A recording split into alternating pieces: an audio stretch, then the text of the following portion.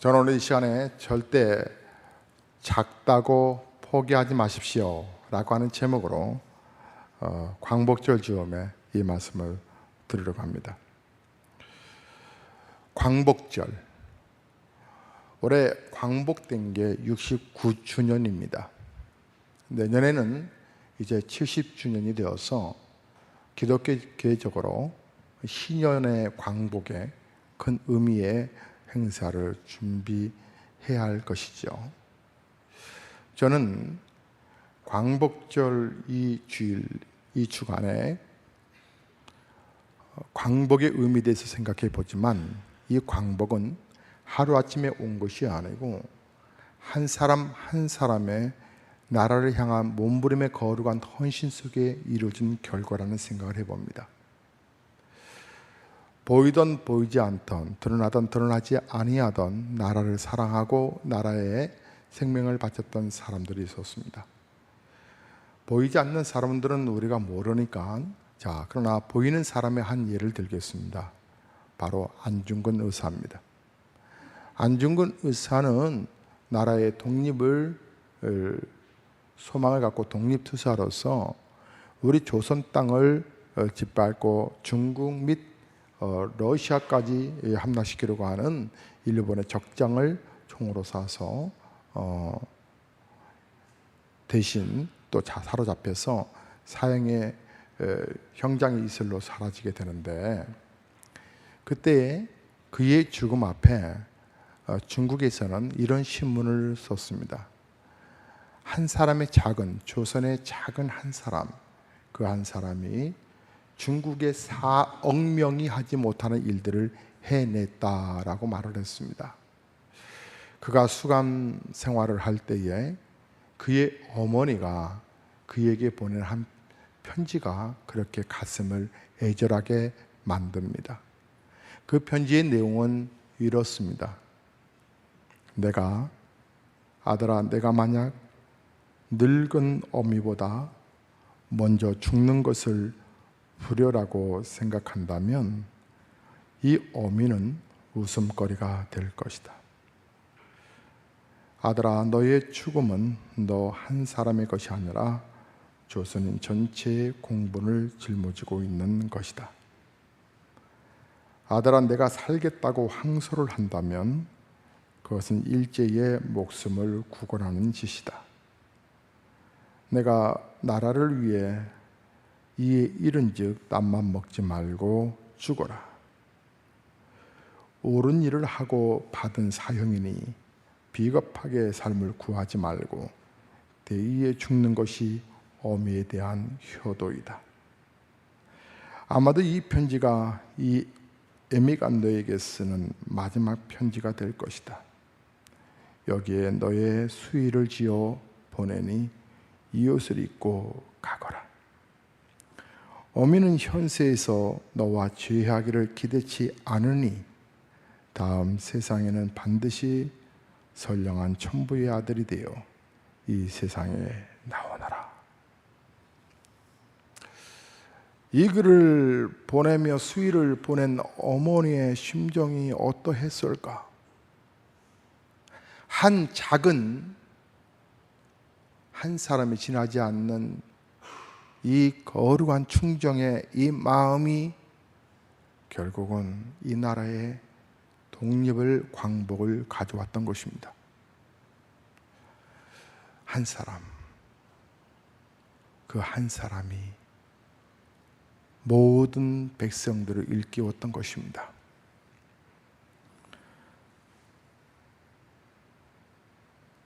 광복이라고 하는 말은 한마디로 어둠에서, 속박에서 벗어난 것을 의미합니다. 우리가 일본 사람의 통치에서 벗어나서 해방이 된다고 하는 이 꿈에도 생각할 수 없는 엄청난 일들은 작은 한 사람 한 사람의 거룩한 희생이었습니다. 여러분, 저는 우리 한 공동체가 얼만큼 앞으로 전진할 수 있느냐, 그것은 바로 그 공동체가 구성원인 한 사람 한 사람이 어떤 의식을 갖고 살아가느냐, 어떤 그 구성원을 이루고 있는 구성원들의 의식이 어떤 유형의 의식 구조를 갖고 있느냐에 매우 중요한 관련이 있다는 생각을 해봅니다. 즉, 꿈이 없는 공동체, 비전이 없는 공동체는 결국 서서히 소멸되어 갈 것입니다. 과거에 매달리고 과거의 어떤 향수심에 사로잡혀 옛날 이야기를 하는 복고의식이 그 공동체를 지배하는 한 그 공동체는 절대로 성장하지 못할 것입니다. 아무리 과거가 영광스럽다 할지라도 빨리 그 영광을 지워야 합니다. 물론 다 지울 필요는 없겠죠. 우리가 역사의 앨범 페이지에 거기 담겨놓는 것입니다. 이제 그리고 우리는 밝은 미래를 이야기해야 합니다.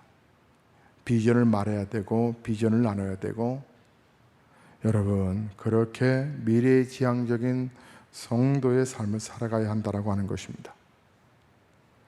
저는 우리 광복절에 우리 교회가 꿈꾸는 교회로 더욱더 완전히 해방되어 가기를 주의 이름으로 축복합니다. 교회를 끝까지 사랑하시고 교회를 향해서 비전을 보신 여러분, 여러분의 거룩한 헌신과 희생으로 교회는 하나님의 역사, 하나님의 영광을 분명히 드러낼 줄로 믿습니다. 제가 멋진 부부 한 가정을 소개할게요. 헨리 포드, 자동차의 왕이라고 하는 헨리 포드 부부에 관한 이야기입니다. 헨리 포드는 그 초등학교도 제대로 나오지 못했습니다. 그러나 그는 최고 학부를 나온 어떤 지성인들과 대화를 나누어도 뒤지지 않는 그런 지성이 있는 사람이었습니다. 그에겐 늘 내일에 대한 어떤 진취성, 그리고 꿈과 비전이 있었습니다. 그가 자동차를 만든 동기도 어느 날 마차를 보고, 말이 막 끌고 가죠. 사람을 태워서. 마차를 보고 말없이 달리는 차를 만들고 싶다. 자동적으로 움직여가는 차를 만들고 싶다. 자동차를 만들고 싶다. 말이 끄는 에너지로 끌려가는 차가 아니라 자동적으로 사람이 끌고 갈 수 있는 자동차를 만들고 싶다. 여러분, 그 생각이 얼마나 무모한 생각이에요. 그 당시로는. 그런데 그의 꿈을 심어준 사람이 있었습니다. 바로 그의 아내였습니다. 그러니까 궁극적으로 포드는 자동차를 만들어내거든요. 근데 그 자동차가 만들어내기까지는 그의 아내 때문이었습니다. 그의 아내가 믿음의 사람이었대죠. 그래서 이들 부부가 죽은 다음에 디트로이트에 기념관을 세웠는데, 그 기념관을 세우고 이런 비문을 만들었답니다. 포드는 꿈꾸는 사람이요, 그의 아내는 믿음에 기도하는 사람이었다. 사랑하는 아내들이요, 남편이 좀 무능력하고 삶이 좀 힘들어도 남편을 구박하지 마십시오. 분명히 당신의 남편은 회복될 것입니다.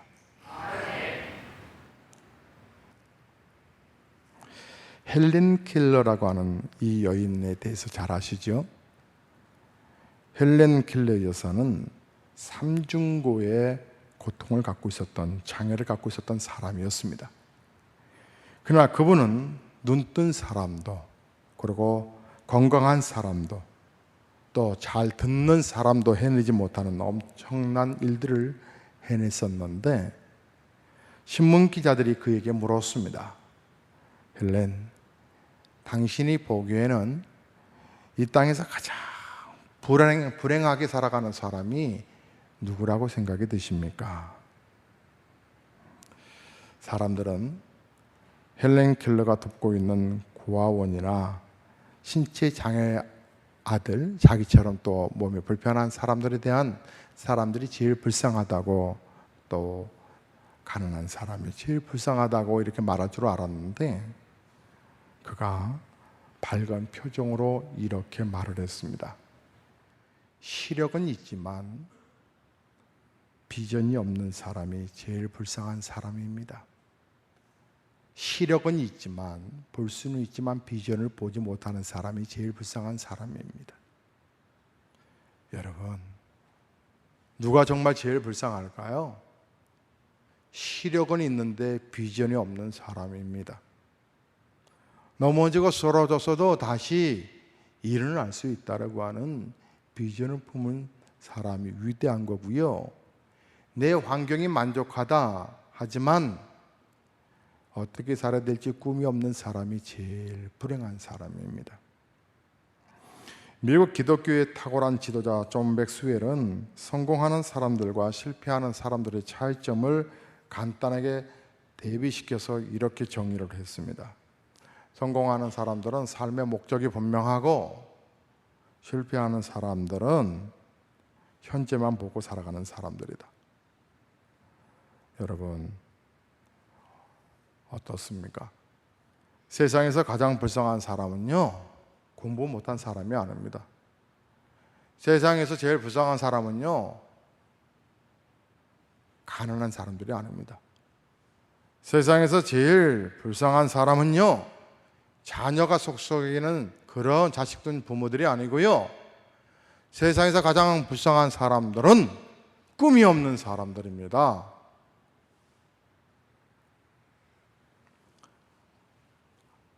아버지와 아들이 한 번은 어떻게 사막에 여행을 하다가 자동차가 고장이 나버렸습니다. 그래서 걸을 수밖에 없었죠. 방향 감각도 모르겠습니다. 한참을 걸었는데 그나마 먹고 있던 물도, 갖고 있는 물도 다 떨어져 버렸습니다. 밤낮을 걸었습니다. 가다가 이제 지쳐버렸습니다. 아버지보다 건강한 아들이 아버지에게 말합니다. 아버지, 이제 소망이 없어요. 소망이 없어요. 이제 고생해서 죽는 것보다 이렇게 편안하게 해서 여기서 죽읍시다. 아버지가 말합니다. 아들아, 너의 판단이 맞다. 하지만 걷자. 분명히 걷자. 다시 걸어야 한다 아들아. 하고 다시 걷습니다. 걷는데요, 끝없는 사막, 장렬한 뜨거운 태양, 뜨거운 물에서 풍기는 이 화끈화끈한 열기, 또 밤에 찾아오는 추위. 걷다가 또 쓰러졌습니다. 아들이 말합니다. 아버지, 보세요, 여기 무덤이 있잖아요. 무덤이 있잖아요. 이제 소망이 없어요. 아빠, 이제 조용히 우리 여기 조용히 이곳에서 죽음을 맞이하는 게 지혜로울 것 같아요. 힘없는 아버지가 그 아들을 다시 손을 잡고 말합니다. 아들아, 봐라. 이 무덤을 봐라. 이 무덤이 뼈다귀가 아니라 무덤이잖니. 누군가가 여기 와서 묻었다는 거 아니냐. 누군가가. 그렇다면 마을이 가깝다는 얘기가 아니겠냐. 아들아, 일어나야 된다. 가자. 아버지, 힘이 없어요. 그래도 가야 된다. 지친 몸을 끌고 걷다 보니 큰 오아시스를 발견하게 됩니다. 그 물로 이 갈증을 채우고 피를 피운 이후에 수통에 물을 가득 채우고 또다시 걷습니다. 드디어 마을을 만나게 되지요. 절대로 내가 갖고 있는 게 다 바닥났다 할지라도, 내가 갖고 있는 모든 부분들이 다 소진됐다 할지라도 우리는 걸어야 한다라고 하는 것입니다. 다시 걸어야 한다라고 하는 것입니다. 어떠한 상황 속에서도 우리는 소망을 잃지 말아야 한다라고 하는 것이죠. 내가 갖고 있는 것이 극히 적은 것이라 할지라도. 여러분, 미래를 내다보는 사람을 향하여서 비전어리라 이렇게 말합니다. 비전을 가진 사람, 꿈을 가진 사람, 여러분, 시대가 어두울수록, 시대가 고통스러울수록 이런 꿈을 가진 사람들이 필요합니다. 교회도 마찬가지입니다. 교회가 어려울수록 이런 꿈에 있는 성도들이 절대적으로 필요한 시기입니다. 예수님께서 12명의 제자들을 부르셨을 때에 예수님은 이 12명에게 인류 역사의 미래를 맡기고 그들을 양육시키셨습니다. 예수님이 말씀을 하셔도 제자들이 절대로 듣지 못하니까 우리 예수님께서 어느 날 겨자씨에 대한 비유를 하십니다. 겨자씨. 여러분 실제로 겨자씨 보신 분 계시죠? 겨자씨. 이 자그마한 겨자씨가 나중에 자라나서 큰 나무를 이루지 않더냐? 큰 나무가 이루어져서 숲을 이루어서 수많은 새들이 와서 깃들지 않더냐? 너희는 바로 그러한 존재이다.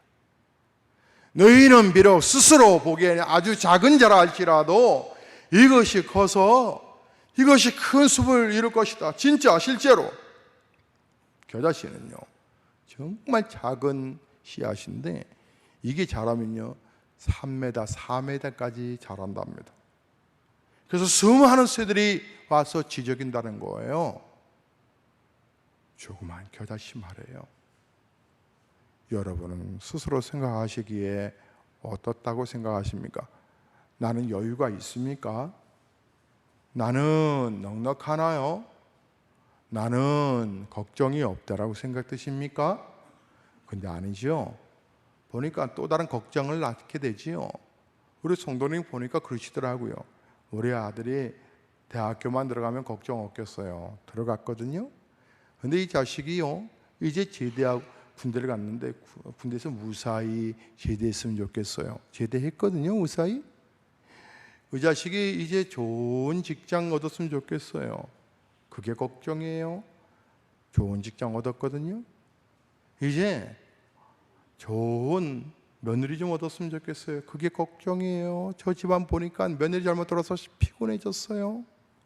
아니 이런저런 그 권사님의 얘기를 들어보면 학생 때부터 여전히 걱정이에요. 끝없는 걱정, 끝없는 걱정. 여러분, 그런데 말해요. 그것을 사치성 걱정이라고 그래요.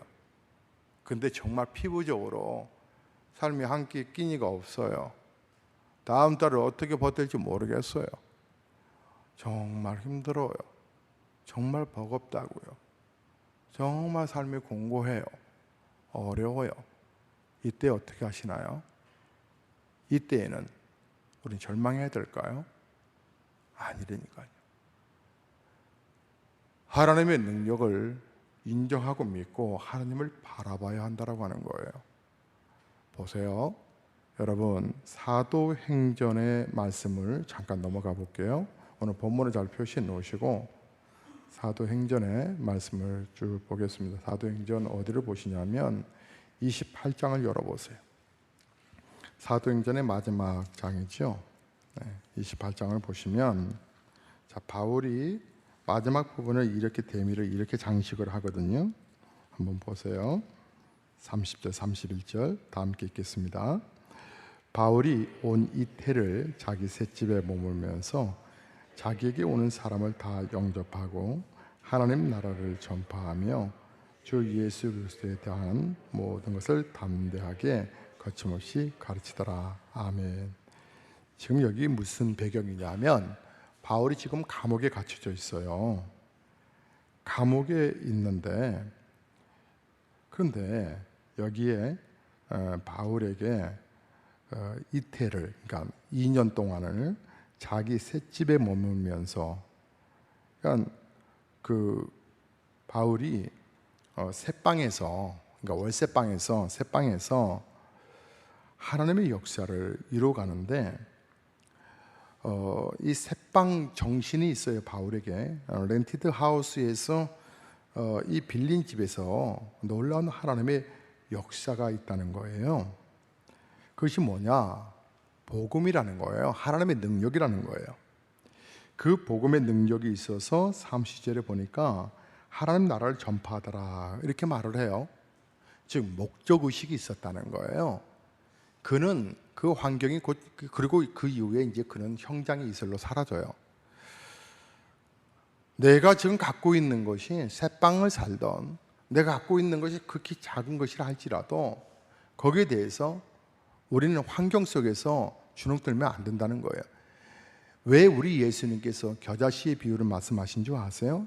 겨자씨는요 그 안에 생명력이 있다는 거예요. 생명력이 있기 때문에 큰 나무로 자란다는 거예요. 우리 안에서 예수 생명력이 있다면 꿈꿀 수 있다는 거예요. 다시 회복될 수 있다는 거예요. 우리는 우리만 바라보면 연약해요. 우리는 우리 자신만 바라보면 한심해요.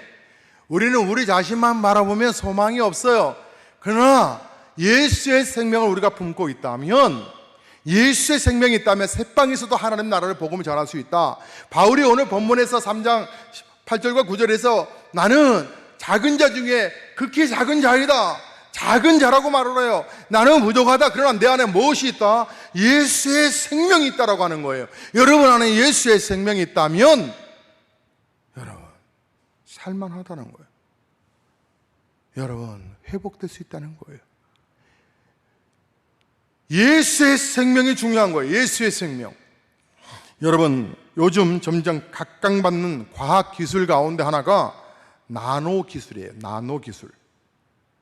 분자 혹은 원자 수준으로 초미세 극한 기술을 의미하는 그런 첨단 과학의 기술이에요. 나노기술은 나노미터, 그러니까 나노스라고 하는 고대 그리스에서 파생된 나노스가 난쟁이라고 하는 뜻이거든요. 파생된 단어인데 나노스가 난장이. 근데 이 나노미터라고 하는 말이 있어요. 이 나노미터의 크기가 어느 정도냐면 여러분 센티미터는 100분의 1의 작은 크기예요. 100분의 1. 밀리미터는요. 밀리미터라 할 때 1000분의 1을 얘기하는 거예요. 1000분의 1. 나노미터 그러면 8만 분의 1을 얘기하는 거예요. 잘 감이 안 잡히시죠? 이거예요. 여러분의 머리카락 있잖아요. 이 머리카락의 8만 분의 1이다. 손으로 만지면 느껴질까요? 안 느껴질까요? 8만 분의 1, 머리카락 하나를 쪼개보세요. 8만 분의 1로. 느껴지지 않겠죠? 그거를요, 나노미터로 쪼개서 이 나노를 사람의 혈액에다가 넣는 거예요. 원자나 분자의 그 단위의 극초미세 물질로 로봇과 같은 장치를 만들어서 혈관 속에 딱 투입시키는 거예요.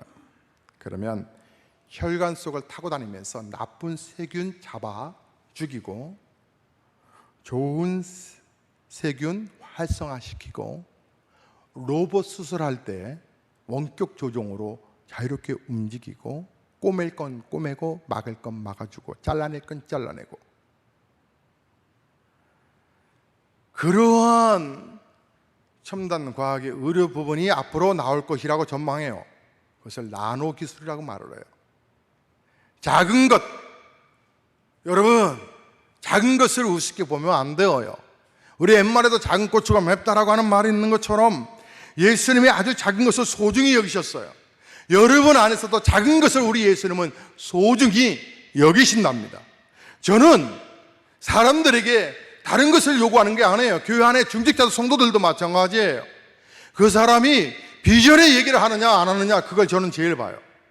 저번에 기관장이, 섬긴장이, 수은장이, 셀리더가, 집사가, 권사가, 안수사, 장로님이 비전의 얘기를 하지 아니하면 저는 함께 못 살아요. 비전. 그래서 제가 절대 긍정의 이야기를 할 것을 말씀을 드려요. 예수님께서 보세요. 그 작은 자 하나가 물 한 대접을 예수님께 드렸더니 이 작은 자 하나도 이 소자가, 이 작은 자가 물 냉수 한 컵 내게 가져온 것도 내가 그 상을 잃어버리지 아니하겠다.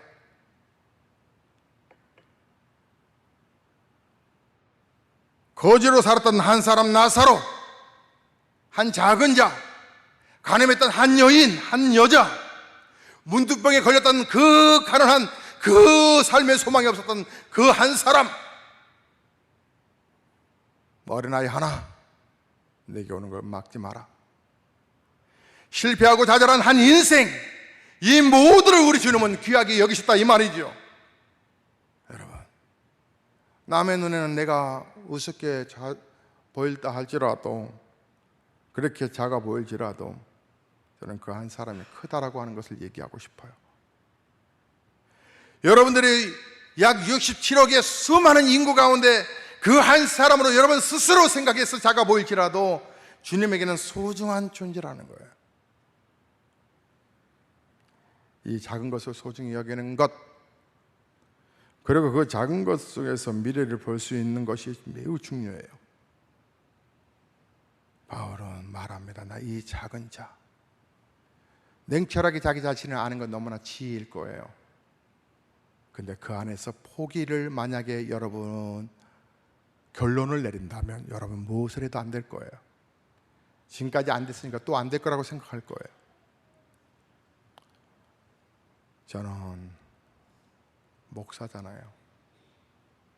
저는 그래서 꿈을 꿉니다. 우리 교회를 향해서, 그리고 우리 헌신하는 충성하는 성도들 생각해서 제가 보배로운 예수교회를 떠나지 못하는 이유 중에 하나, 결정적인 거 하나, 교회가 부흥된다라고 하는 거룩한 소망과 비전을 보고 꿈을 꾸고 기도하는 우리 장로님들이 계시기 때문에. 물론 권사님들 계시고, 물론 안수 집사님 계시고, 물론 집사님들 계시지만 가장 큰 리더, 셀 리더들이 그런 꿈을 갖지 않는다면 저는 진작에 내려놨을 거예요. 우리가 오늘도 걷는 이유, 오늘도 믿음의 길을 걷는 이유, 작은 나를 통해서 큰 일을 이루시기를 원하시는 하나님의 능력을 믿기 때문에. 사랑하는 성도 여러분, 여러분 통해서 하나님의 영광이 오늘도 드러낼 수 있기를 절대로 포기하지 마시고 다시 회복되는 역사를 경험하시기를 주의 이름으로 축원합니다. 찬송하겠습니다.